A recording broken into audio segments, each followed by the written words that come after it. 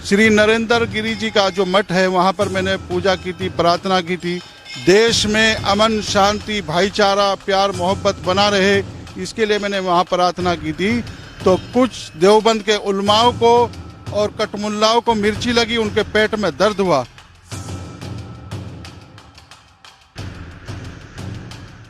मैंने यहाँ यही प्रार्थना की है कि दोबारा से श्री योगी आदित्यनाथ जी जो है वो उत्तर प्रदेश के मुख्यमंत्री बने, जैसे इन्होंने उत्तर प्रदेश को उत्तम प्रदेश बनाने का काम किया है।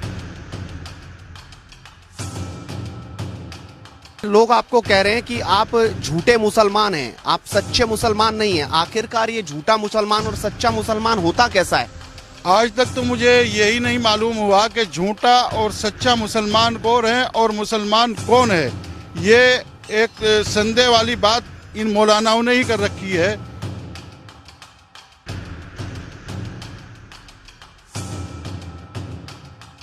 बात ये भी तो उठती है ना, आपने कहा आप योगी जी के लिए आपने प्रार्थना की, अब सवाल ये भी तो उठता है ना कि योगी तो टोपी नहीं पहनते।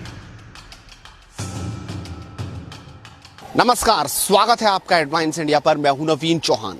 गोरखपुर में आए हैं तो गोरक्षक धाम जरूर आना, क्योंकि यहां भगवान गोरखनाथ के दर्शन करके आपको सुखद अनुभूति जरूर होगी। और इस वक्त हम यहां पर मौजूद हैं और यहां पर जैसे ही हम आए तो हमें आज यहां पर दिखाई दिए राव मुशर्रफ अली जी, जो देवबंद से हैं और उनके हाथ में प्रसाद और वो इस मठ में दर्शन करते हमें नजर आए। लिहाजा आज हम उनसे जानने की कोशिश करेंगे कि यहाँ पर उन्होंने क्या मांगा। प्रयागराज में उनकी तस्वीरें खूब वायरल हुई थी, वहां हमने बात करने की कोशिश की थी और आज हम यहाँ पहुंचे हैं तो लिहाजा हम यहाँ पर इनसे बात जरूर करेंगे। गोरखपुर कब आना हुआ? गोरखपुर देखिए, हम देर रात से आए हैं और यहाँ आने के बाद यहाँ के लोगों ने जो हमें प्यार और मोहब्बत दिया है उससे मन बहुत खुशी हुई है हमें। और यहाँ के आम लोगों ने भी जो है हमसे मिलकर हमारी खूब तारीफें की हैं कि आप जो है प्रदेश में एक अच्छा संदेश देने का काम कर रहे हैं। आपने टीका और टोपी दोनों पहनी हुई है, क्या टीका और टोपी से मतलब आपको लगता है कि भाईचारा ज्यादा बढ़ेगा? जी, ये हिंदू मुस्लिम एकता के प्रतीक है, ये तिलक और टोपी और ये दाढ़ी। और मुस्लिम धर्मगुरु नहीं चाहते कि हिंदुस्तान के अंदर हिंदू और मुस्लिम एकता बनी रहे। देखिए, अभी मैंने कुछ रोज पहले प्रयागराज के अंदर श्री बागंबरी मठ में श्री नरेंद्र गिरी जी का जो मठ है वहाँ पर मैंने पूजा की थी, प्रार्थना की थी। देश में अमन, शांति, भाईचारा, प्यार, मोहब्बत बना रहे, इसके लिए मैंने वहाँ प्रार्थना की थी। तो कुछ देवबंद के उलमाओं को और कटमुल्लाओं को मिर्ची लगी, उनके पेट में दर्द हुआ। क्या देश में भाईचारा और शांति के लिए प्रार्थना करना कितना बड़ा कोई इस्लाम खतरे में नहीं आता, जैसे उन्होंने कहा कि इस्लाम खतरे में आ गया। ऐसे लोगों को शर्म आनी चाहिए, ऐसे मौलाना को, देवबंदी मौलानाओं को, जो हमारे भारतीय संस्कृति और परंपराओं पर उंगली उठाने का काम कर रहे हैं। उनको इस देश में रहने का मैं समझता हूँ हक नहीं है। जो भारत की संस्कृति का जो है वो उंगली उठाने का काम करते हैं और उसके खिलाफ जो है फतवे जारी करते हैं, ये देश के कहीं ना कहीं गद्दार हैं ऐसे उलमा। आपने क्या मांगा आज? यहाँ पर माथा टेकते हुए तस्वीरें हमने आपकी देखी, हाथ जोड़ते हुए तस्वीरें देखी और प्रसाद भी आपके हाथ में है, तो क्या प्रसाद में आज आपने भेंट की?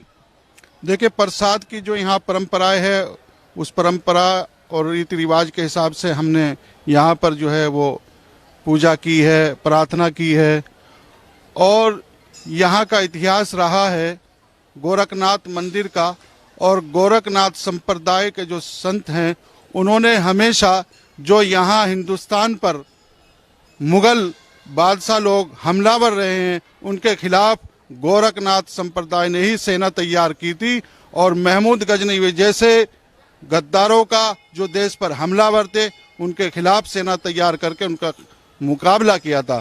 वही सेना आज यहाँ मौजूद है संतों की, जिसका नेतृत्व हमारे श्री योगी आदित्यनाथ जी, जो इस मठ के संत भी हैं, जिम्मेदार भी हैं और प्रदेश के मुख्यमंत्री भी हैं, राजा हैं हमारे प्रदेश के। आज वो इन कट्टरपंथियों का और आतंकवादियों का मुकाबला कर रहे हैं। मैं समझता हूं कि दोबारा से फिर योगी आदित्यनाथ जी की उत्तर प्रदेश में सरकार आए। मैंने यहाँ यही प्रार्थना की है कि दोबारा से श्री योगी आदित्यनाथ जी जो है वो उत्तर प्रदेश के मुख्यमंत्री बने, जैसे इन्होंने उत्तर प्रदेश को उत्तम प्रदेश बनाने का काम किया है। तो मैं यही प्रार्थना बार बार कर रहा हूँ, सुबह से और शाम भी की थी और अब भी की है और शाम को फिर करूँगा। लेकिन मैं देख पा रहा हूं कि जो पिछली बार आपने दर्शन किए थे उसमें लोग आपको कह रहे हैं कि आप झूठे मुसलमान हैं, आप सच्चे मुसलमान नहीं हैं। आखिरकार ये झूठा मुसलमान और सच्चा मुसलमान होता कैसा है? आज तक तो मुझे यही नहीं मालूम हुआ कि झूठा और सच्चा मुसलमान कौन है और मुसलमान कौन है। ये एक संदेह वाली बात इन मौलानाओं ने ही कर रखी है। देखिए, शिया जो हैं वो सुन्नियों को काफिर बताते हैं, उन्होंने उनके खिलाफ फतवा निकाल रखा है। सुन्नियों ने शियाओं के खिलाफ फतवा निकाल रखा कि ये काफिर है। तो अभी ये समझ में नहीं आ रहा है कि असल में मुसलमान है कौन। मेरी भी समझ में नहीं आ रहा, मुझे भी संदेह हो रहा है। सच्चा मुसलमान कौन है? सच्चा मुसलमान कौन? मैं तो सच्चा मुसलमान अपना आप को समझता हूँ, जो मैं 5 वक्त की नमाज पढ़ता हूँ, रोजे रखता हूँ और कुरान पढ़ता हूँ, साथ में सामने वाले धर्म का भी सम्मान करता हूँ। 5 टाइम की नमाज पढ़ते हैं? जी, मैं 5 वक्त का नमाजी हूँ और रोजे नमाज का पक्का हूँ और कुरान भी पढ़ता हूँ सुबह शाम। तो लेकिन जिस तरीके से आप अब मंदिर में भी आप आ रहे हैं, आप बागंबरी मठ में भी गए और अब यहाँ पर आप पहुंचे हैं, तो इससे लगता नहीं कि आप लोगों को भड़काने का काम कर रहे हैं? इस तरीके से उनको गुस्सा, उत्तेजना उनकी बढ़ा रहे हैं। क्या इस चीज से उत्तेजना वाकई बढ़ती है क्या? देखिए, हमारा मकसद है हिंदू मुस्लिम एकता का संदेश देना, ताकि देश में प्रेम प्यार मोहब्बत बना रहे। इससे आप भड़काने का काम नहीं है। भड़क तो खुद हो रहे हैं, क्योंकि उनके अंदर जो भरा हुआ है वो निकलता है। वो नहीं चाहते देश में शांति बनी रहे, अमन चैन बना रहे। और आप ये देखिए, अब मैंने तिलक लगाया है, यहाँ हमारे संत जी ने हमारे तिलक लगाया। कुछ लोग इस पर भी विवाद उठाएंगे, मिर्ची लगेगी। और आने वाला जो टाइम है, होली आ रही है, तो उस पर भी जो रंग लगाएंगे हम आपस में। होली भी खेलेंगे आप? हाँ, होली खेलेंगे। जैसे के रंग से तो बहुत दूर रहता है मुसलमान, आप कैसे होली खेल लेंगे? हमारे बुजुर्गों की, पूर्वजों की परंपराएं हैं, हम उसको छोड़ नहीं सकते। हमने नमाज और रोजे स्वीकार किए हैं। जो भारतीय संस्कृति है, भारत में रहते हैं, उन परंपराओं को हम आगे बढ़ाने का काम करेंगे। और मैं समझता हूँ, मैंने देखा है अभी यहाँ पर गोरखपुर में, तो सबसे ज्यादा यहाँ रंग बेच रहे हैं, मुसलमान ही रंग बेच रहा है, मुसलमान ही रंग बना रहा है। और जब मुसलमान को रंग लगाने की बात करते हैं तो पीछे हटता है। तो कहीं ना कहीं गड़बड़ है। तो इसका मतलब इन्होंने इस रंग में कुछ मिला रखा है, गड़बड़ कर रखी है। और दूसरी बात, जो यहाँ के जमीयत उलमा हिंद हो, चाहे अन्य मुस्लिम संगठन हो या कोई सा भी उलमा हो, वो नहीं चाहते कि यहाँ पर जो है लोग मिलजुल कर एक दूसरे का त्योहार मनाए।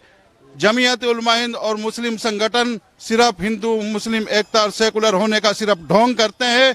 जब वे हिंदू मुस्लिम एकता की बात करते हैं और सेकुलर होने की बात करते हैं, तो मैं सच्चा जब मानूंगा जब वो मंदिर में, गोरखनाथ मंदिर में भी आए, प्रयागराज मंदिर में भी आए, हरिद्वार मंदिर में भी जाए और एक दूसरे के त्योहारों में शामिल होकर एक दूसरे, जैसे होली आ रही है, एक दूसरे का रंग लगाकर होली मनाए। तो मैं एक बात ये भी तो उठती है ना, आपने कहा आप योगी जी के लिए आपने प्रार्थना की, अब सवाल ये भी तो उठता है ना कि योगी तो टोपी नहीं पहनते, योगी तो जो आपके पवित्र महीने में जो त्योहार है उनको नहीं मनाते, ईद सेलिब्रेट नहीं करते, तो आपको नहीं लगता कि उनको भी ये करना चाहिए था? देखिए, अगर योगी जी टोपी नहीं ओढ़ते हैं तो वो धार्मिक वेशभूषा पहनते हैं और मैं अपनी धार्मिक वेशभूषा में हूँ, तो उससे कोई फर्क नहीं पड़ता है। अखिलेश जी तो टोपी भी पहनते थे। अखिलेश की टोपी तो मुजफ्फर पार्टी दंगे से रुके, मुजफ्फरनगर दंगे से रंगी हुई है उसकी टोपी तो, अखिलेश उद्दीन की।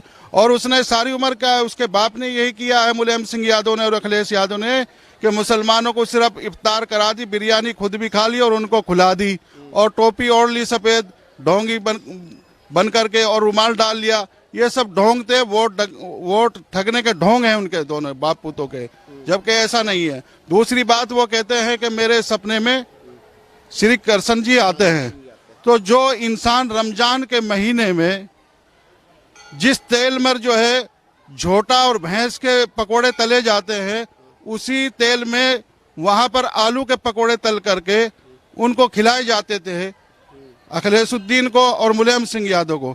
जो भैंस और झोटे के तेल में निकलने वाले जो वो पकोड़े बनाते हैं मुसलमान रमजान में, उसी में वो आलू की पकौड़ी तल के उनको खिलाते थे। तो ऐसे लोगों के सपने में कहाँ जाएंगे श्री कृष्ण जी? उनका भी अपमान कर रहे हैं ये लोग। बड़ी शर्म की बात है। वो कहते हैं कि हमारे सपने में आते हैं, ऐसे लोगों के सपने में आ जाएंगे। तो देवबंद में आप रहते हैं, जिस तरीके से आप लगातार मंदिर जा रहे हैं, आपको लगता नहीं कि इस तरीके से और लोग आपको लगातार धमकी देंगे और आपको खतरा नहीं लगता क्या? देखिए, चाहे हमें अपनी जान की कुर्बानी देनी पड़े, हम पूरे प्रदेश में हिंदू मुस्लिम एकता का संदेश दे रहे हैं और श्री योगी आदित्यनाथ जी को दोबारा मुख्यमंत्री बनाने के लिए हम जगह जगह प्रयास कर रहे हैं। हम सभाएं भी कर रहे हैं, लोगों से मिल भी रहे हैं और मिल रहे हैं और मिलते रहेंगे। और मंदिर में हमें जाने से कोई नहीं रोक सकता। हम जाएंगे, देश के हर कोने कोने में हम मंदिर में जाएंगे।